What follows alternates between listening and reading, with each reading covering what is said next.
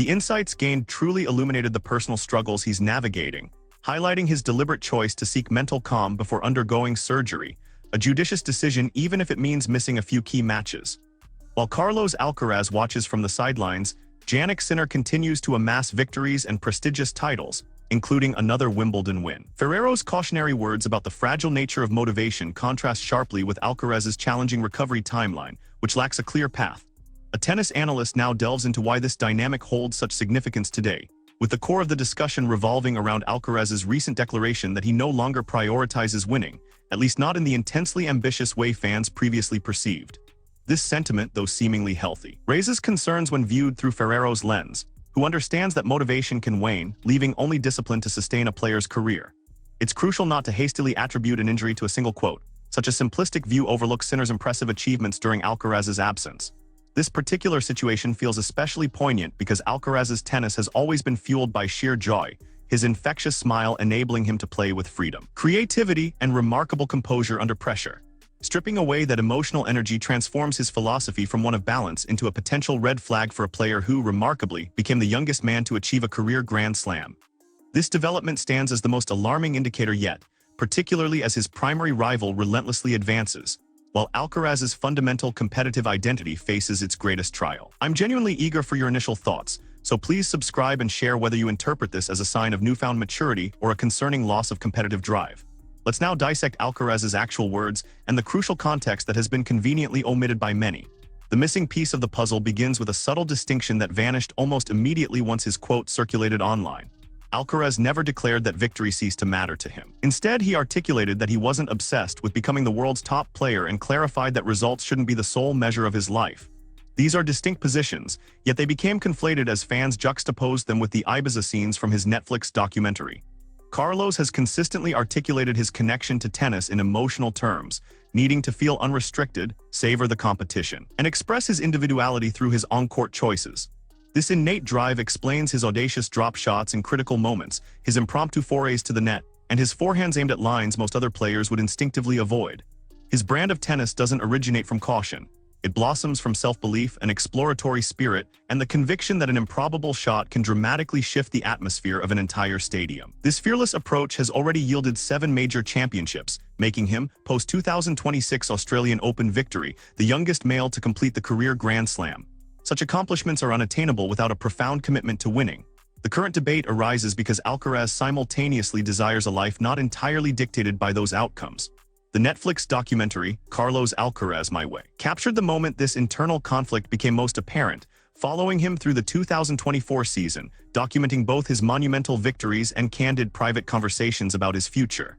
Alcaraz openly discussed his desire to fully embrace his youth, while his coach, Juan Carlos Ferrero, and agent Albert Molina viewed the situation from a different perspective. They recognized Carlos's aspiration to join the pantheon of tennis legends, but also understood the immense sacrifices such ambition demands. The documentary starkly highlighted this disparity without offering a resolution. Carlos sought greatness on terms that allowed him to maintain his happiness, whereas Ferrero believed historic achievement necessitated sacrifices that wouldn't always be enjoyable. Neither viewpoint was inherently unreasonable. The challenge was that only one aligned with the conventional image of a champion. Then, social media intervened. Short clips of Alcaraz discussing Ibiza, freedom, and happiness spread virally, eclipsing longer discussions about his rigorous training or the pressures he faced. Viewers already inclined to see Sinner as the more disciplined athlete interpreted these moments as confirmation. Carlos was branded the naturally gifted celebrity, while Jannik was portrayed as the tireless professional. A nuanced documentary about a young athlete's internal struggles was reduced to a simplistic contest between leisure and dedication. This oversimplification gained traction because it perfectly mirrored the public personas of both players. Alcaraz often smiles after executing an extraordinary winner, whereas Sinner typically resets his expression, preparing for the next point. Carlos cultivates the impression that tennis is an evolving art form, being spontaneously created before our eyes, while Jannik makes the sport appear as if every conceivable outcome has been meticulously calculated. Their stylistic differences became even more significant as their rivalry transcended individual matches.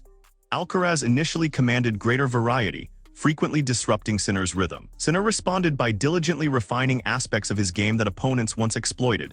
His serve grew more consistent, his movement sharpened, and his drop shot became a more frequent and potent weapon. Each of these adjustments made him less reliant on a single winning strategy. Sinner's sustained progress established an unforgiving benchmark against which every one of Alcaraz's off-court choices was measured. A vacation was construed as evidence of diminished ambition. A tough loss was seen as the supposed cost of celebrity. A statement about happiness was interpreted as a confession of waning competitive spirit. Their rivalry had reached a point where neither player could make an ordinary decision without it being scrutinized in comparison to the other. Ferrero's subsequent warning then sharpened this ongoing debate, stating that the only thing capable of derailing Alcaraz was a loss of motivation. His full message was critical. Talent was not a concern, nor was physical prowess. Mental fortitude was not presented as lacking. Ferrero simply believed that discipline would have to assume control whenever motivation naturally waned. This concept is a familiar one in elite sports. Motivation is transient, relying on emotional peaks, novelty, and immediate gratification. Discipline, conversely, ensures a player continues to work even when those instant rewards are absent. The initial years of a burgeoning career are often punctuated by continuous milestones. A first major title is life-changing. Reaching world number 1 creates history. Defeating an established legend garners global recognition. However, sustaining these achievements demands a different kind of fuel. Alcaraz reached these extraordinary milestones at an unusually young age. He claimed the US Open title and ascended to world number 1 as a teenager. He then triumphed over Novak Djokovic in a thrilling 5-set Wimbledon final before his 21st birthday, subsequently adding Roland Garros, successfully defending Wimbledon, reclaiming the US Open crown, and ultimately completing his career Grand Slam in Australia. The sport showered him with nearly every conceivable reward before most players even enter their prime. Ferrero keenly understood the inherent danger within such unprecedented success. Once every childhood dream has been realized, subsequent training sessions must be powered by something far more profound than mere discovery. Alcaraz believes that happiness can provide this deep wellspring of motivation, while his former coach placed greater trust in unwavering discipline. Their disagreement was never just about a holiday. It revolved around the fundamental mechanism that would propel Alcaraz through the next decade of his career. The situation became even more sensitive following the conclusion of their coaching partnership in December 2025. They had collaborated for 7 years, beginning when Alcaraz was still a teenager, with Ferrero instrumental in establishing the routines that underpinned his joyful public persona. Their separation was officially attributed to contractual and internal differences, not a public breakdown in their personal relationship. Ferrero later refuted claims that financial disputes were the sole reason, an explanation that nevertheless failed to quell rampant speculation. Social media quickly filled the void of uncertainty with its own narratives. Some fans concluded that Alcaraz desired greater autonomy from Ferrero's rigorous demands. Others pointed to family influence. Another contingent believed the partnership had simply reached its natural conclusion. None of these theories definitively proved that Carlos had lost his ambition, but the timing made every subsequent statement about enjoyment appear more significant. Alcaraz responded to his first major test without Ferrero by triumphing at the Australian Open. This achievement completed his career Grand Slam and challenged the notion that his structure would immediately crumble. Success should have silenced the critics, but instead it merely shifted the focus of the question. Critics moved from questioning his ability to win without Ferrero to speculating about the longevity of his success. The wrist injury struck during the clay season, sidelining Alcaraz during a period of the calendar where he had forged some of his most cherished memories. He missed Roland Garros, where he was slated to defend his title, and subsequently withdrew from Queens and Wimbledon. This absence was purely medical, not philosophical. A damaged wrist provides no insight into one's desire to win. However, perception rarely adheres to such clear distinctions. Sinner remained prominently in the public eye while Carlos vanished from competition. The Italian consistently accumulated trophies, enhanced his ranking, and built considerable momentum. Alcaraz, meanwhile, posted rehabilitation updates instead of match victories.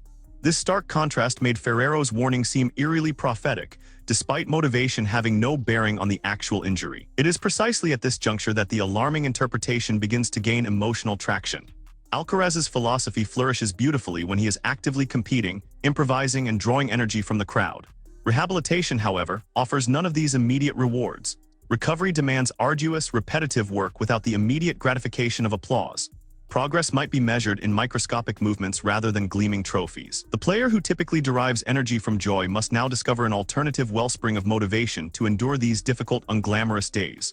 Sinner, in contrast, projects an entirely different image. His public identity is built upon routine, meticulous control, and adaptability. He can suffer a devastating loss in a final, thoroughly analyze its causes, and then return with a refined strategy. This isn't to say he lacks emotion, rather. His competitive persona appears less dependent on overt displays of enjoyment. This fundamental difference positions him as the perfect foil for Alcaraz's current predicament. Their rivalry is no longer merely about which player can produce superior tennis in a single final. It has evolved into a deeper question of which personality can sustain greatness when the sport ceases to feel inherently rewarding. Carlos has unequivocally proven his ability to withstand immense pressure within the confines of a stadium. His current recovery, however, challenges whether he can endure uncertainty outside of one. This profound question directly leads to the crucial evidence that social media frequently overlooks. Alcaraz's track record against adversity bears no resemblance to that of a player who has become complacent. The most compelling example emerged in the 2025 Roland Garros final, where Sinner held a 2-set lead and 3 championship points. Alcaraz was literally a single point away from relinquishing the title, yet he mounted a remarkable comeback, extended the match, and ultimately prevailed after a grueling 5.5 hours. That performance speaks volumes more than any selectively edited documentary clip. A player who truly no longer values winning simply would not continue to relentlessly seek solutions under such intense physical and emotional duress. Carlos did not shield himself from disappointment. He confronted it head-on, overcame it, and delivered one of the most spectacular comebacks of his career. His statements after other major victories also contradict the literal interpretation of the headline. Alcaraz has openly expressed his desire for more Grand Slam trophies and has discussed his ambition to join the ranks of tennis's greatest names. Prior to Roland Garros in 2025, he unequivocally described a final as an occasion primarily centered on winning. His core philosophy has never abandoned ambition. Rather, it has sought to prevent ambition from consuming the individual who carries it. The conflict becomes significantly clearer when his precise stance is disentangled from the language that has been constructed around it. Alcaraz doesn't wish to spend every day meticulously calculating rankings and historical totals. Instead, he desires to approach matches with sufficient emotional freedom to fully access his complete game.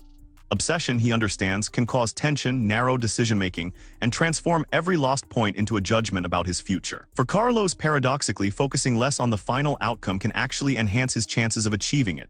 Sports psychologists frequently encourage competitors to concentrate on controllable actions rather than the ultimate outcome. A player cannot directly control winning a trophy, but they can meticulously control their preparation, their shot selection, their recovery, and their unwavering attention during each point. Viewed from this perspective, Alcaraz's statement sounds remarkably practical. The concern arises, however, when this process-focused ideology begins to interact with lifestyle choices, injuries, and the intensifying rivalry. Ferrero was not cautioning against happiness itself. He was warning that happiness wouldn't always appear on schedule. Discipline, he stressed, must remain readily available on those mornings when tennis feels monotonous, physically demanding, or inherently unfair. Sinner's recent surge has ensured that Alcaraz will be afforded no gentle period in which to resolve this complex problem. After Carlos secured the Australian Open title, he possessed 15 significant trophies compared to Sinner's 11. By July, however, Sinner had accumulated 17, while Alcaraz remained at 15. This reversal occurred because Sinner claimed 6 of the next 7 major-level prizes in that category. These statistics provide the most compelling reason why this narrative matters so deeply. Alcaraz has not suddenly become a lesser player. Rather, his rival has capitalized on his absence to fundamentally reshape the dynamic of their competitive race. Carlos went from being ahead by 4 significant titles to being 2 behind in a remarkably short span within a single season. The injury certainly created the initial opportunity, but Sinner's relentless consistency transformed it into a palpable shift in power. Sinner also notably expanded his game during this period. His drop shot, once more strongly associated with Alcaraz's diverse arsenal, evolved into a formidable weapon at crucial junctures, which he deployed with devastating effect at Wimbledon against both Djokovic and Zverev. This specific development carried profound symbolic weight. Sinner was no longer winning solely through his impeccable baseline pressure. He was now incorporating creative elements from the very player who was currently unable to challenge him. For Alcaraz, watching this evolution must be profoundly unsettling. The rival who once epitomized an opposing style is progressively becoming more complete. Sinner now skillfully maintains his disciplined foundation while simultaneously integrating greater variety into his game. Carlos, conversely, must now protect his inherent creativity while diligently building the stable routine essential for navigating extended interruptions. His celebrity status adds yet another layer of complexity. Alcaraz is famously associated with prominent brands such as Nike, Babolat, Rolex, and Louis Vuitton, endorsements that reflect his influence extending far beyond the tennis court. His meticulously curated outfits receive extensive media coverage, and his public appearances reach vast audiences who may never actually watch a full tennis match. His charismatic personality possesses significant commercial value because he projects a warmer, more spontaneous image than the typical sporting automaton. However, commercial success does not inherently indicate a reduced commitment. Legends like Federer, Nadal, Serena Williams, and Djokovic all managed vast endorsement portfolios while fiercely competing for historical records. The pertinent issue is the intensified pressure created when a player transforms into a global product. Every international trip can be framed as a distraction. Each luxury item he possesses becomes a supposed clue. Normal attempts at achieving personal and professional balance are often misconstrued as evidence in a case against his dedication and professionalism. The documentary inadvertently amplified this scrutiny by granting viewers access to conversations that would typically remain private. Ferrero's evident discomfort provided critics with an authoritative figure to cite, while Carlos's heartfelt desire for freedom offered supporters a profoundly human reason to defend him. The audience wasn't simply witnessing a training disagreement. They were effectively choosing between two distinct definitions of greatness. Sinner's supporters could readily point to the scoreboard, where his system appeared stable and trophies consistently arrived. Alcaraz's fans could highlight their player's existing historic achievements, arguing that his unconventional approach to balance had already yielded unparalleled success. Both factions found ample evidence to support their claims because the rivalry inherently contains enough truth for each interpretation. Yet, the central question remains: why is Alcaraz's statement considered the most alarming sign? The answer cannot be that Alcaraz has abandoned his desire for victory, as his entire career contradicts such a conclusion. The true alarm stems from the unsettling possibility that his method for sustaining ambition is inherently more fragile than Sinner's. Joy, by its very nature, is partly dependent on external circumstances. Physical pain can disrupt it, prolonged absences can diminish it, and constant public judgment can make the sport feel like a burden rather than an exhilarating pursuit. Alcaraz himself has admitted that challenging periods in the past caused him to lose enjoyment on court. His significant 2024 Indian Wells victory was crucial precisely because he rediscovered that essential feeling after months of profound frustration. Discipline, crucially, is specifically designed for such arduous periods, which explains Ferrero's careful choice of words. He had observed Carlos intimately enough to understand that inspiration could never be guaranteed. His warning was never an attack. It was the discerning observation of a coach who profoundly understood both Alcaraz's extraordinary brilliance and the meticulous maintenance required to preserve it. The separation between them now lends Ferrero's warning even greater power. Samuel Lopez and the rest of the team must now assist Alcaraz in developing a sustainable structure that still feels authentically his own. Attempting to mimic Sinner would be a grave mistake, as Carlos's innate instinct for joy is not a weakness to be eradicated. Over-controlling him could stifle the very creativity that makes him such a formidable opponent. Conversely, allowing complete freedom without establishing a stable routine could create an entirely new set of problems. His comeback, therefore, necessitates a level of balance far more challenging than anything depicted in the documentary. He must respect his wrist injury without succumbing to fear. His training must remain demanding without transforming tennis into a form of punishment. While the historical race for greatness can certainly provide motivation, constantly dwelling on it could paradoxically reintroduce the very pressure he strives to avoid. Sinner, meanwhile, will be waiting, armed with a more impressive resume than the one Alcaraz left behind. The lead in big titles has shifted hands. Wimbledon once again belongs to the Italian. Moreover, other players have also made significant advancements during Carlos's absence. Simply returning to the court will not automatically restore his former position. This profound challenge, however, may be precisely what awakens the competitor that critics believe has gone missing. Alcaraz has consistently produced his most memorable tennis when confronted with a seemingly insurmountable problem. Djokovic maintained a firm grip on Wimbledon until Carlos spectacularly dethroned him. Sinner held championship points in Paris until Carlos miraculously escaped. Completing the career Grand Slam required overcoming the major tournament that had persistently eluded him. This is precisely why declaring him finished would be incredibly premature. The same emotional nature that sometimes appears vulnerable can, in fact, become explosively powerful when the right target emerges. Sinner's remarkable surge now provides him with that compelling target.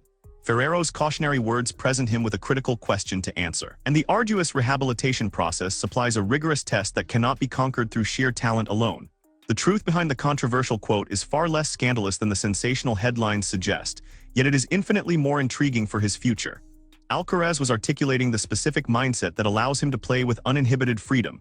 He was not in any way renouncing trophies. The truly alarming sign emanates from everything surrounding that statement.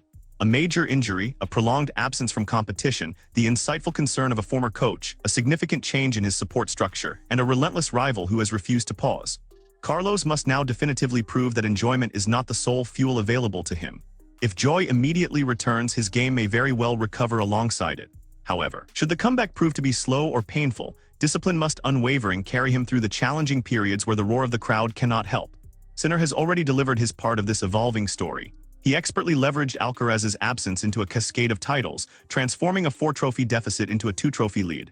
His response has been conspicuously visible on scoreboards throughout the season. Carlos's answer, in contrast, remains hidden within the unseen rehabilitation sessions. This makes his next appearance significantly larger than just a single comeback match. It will reveal whether his movement is truly free, whether his forehand fully trusts his wrist, and crucially, whether difficult moments can still elicit his characteristic smile. More importantly, it will unveil how he responds if his initial tournament does not culminate in a trophy. Great careers are seldom defined by periods when everything feels effortless. Their true shape emerges when the original source of confidence momentarily disappears. Alcaraz's early career was powerfully fueled by the thrill of discovery and pure joy. The next crucial stage may demand immense patience, unwavering routine, and the fortitude to persist even when the game offers no immediate or obvious reward. Perhaps in time, Ferrero's warning will appear entirely unnecessary. Carlos may indeed return, swiftly rediscover his freedom, and seamlessly resume his rivalry with Sinner as if the interruption never occurred. His Australian Open victory already demonstrated his capacity for success after a coaching change. His historical head-to-head record against Sinner clearly proves that the Italian's very best level does not intimidate him. However, the alternative scenario remains a distinct possibility. Persistent physical discomfort could irrevocably alter his shot selection. A lost rhythm might lead to impatience and rash decisions. Sinner's growing lead could tempt Carlos to prematurely rush his recovery process. These are all legitimate concerns, but none definitively prove that he no longer cares about winning. The most accurate conclusion lies somewhere between outright celebration and debilitating panic. Alcaraz's philosophy is not one of surrender. It is a high-stakes method of diligently protecting the very instinct that initially made him so exceptional. That method thrives when joy and discipline mutually support each other. Trouble will only begin if enjoyment completely vanishes and no stable, consistent routine is there to replace it. Fans should meticulously observe his work ethic rather than isolating a single quote. His carefully crafted schedule, his physical recovery, his competitive patience, and his response to early setbacks will reveal far more about his true state than any isolated sentence from a documentary. If he gracefully accepts an imperfect return without losing his ultimate direction, his hunger for success remains fully intact. If, however, frustration begins to dictate his decisions, Ferrero's prescient concern will become increasingly difficult to dismiss. Sinner currently holds all the momentum, establishing him as the dominant force in this current chapter of their rivalry. Alcaraz returns as the challenger, a striking reversal despite possessing 7 major titles. This shift in dynamic imbues their rivalry with a new, intense emotional shape. Carlos is no longer defending his top position from a player striving to catch him. He is now actively pursuing a rival who relentlessly advanced while he was unable to compete. This very pursuit may be precisely what he needs to reignite his fire. Joy has always manifested for Alcaraz when he perceives possibility within difficulty.